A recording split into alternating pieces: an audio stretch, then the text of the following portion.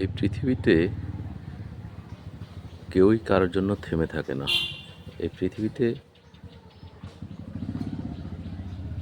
প্রাকৃতিক নিয়মে একজন আসবে আর একজন চলে যাবে। আজকে যেখানে দাঁড়িয়ে আছি, এখানে আমার একসময় বাবা শাসন করতেন। তার আগে হয়তো দাদা শাসন করেছেন, দাদা ছিলেন। তার আগে হয়তো তার বাবা ছিলেন, কিন্তু আমরা কয়জনকেই বা চিনি। বাবা চলে গেছেন। বাবা শাসন বলতে যেটা বোঝাতে চেয়েছিলাম, এর আধিপত্য বাবার হাতেই ছিল এবং বাবাই সমস্ত জায়গা সম্পদ সমস্ত কিছু দেখাশোনা করেছেন এবং বাবাই এর চারপাশের এই সমস্ত গাছপালা নিজ হাতে লাগিয়েছেন।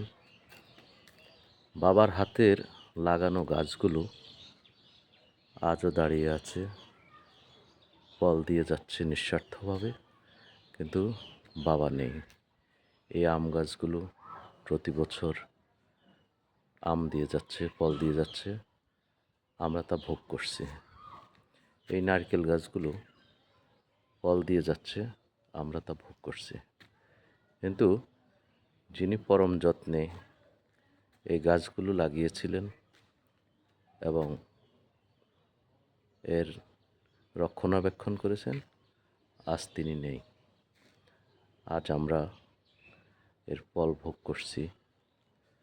আগামীতে হয়তো আমরাও থাকবো না, আমাদের ছেলেমেয়েরা তা ভোগ করবে। ঠিক তেমনিভাবে আমার বাবার আগে দাদা ছিলেন,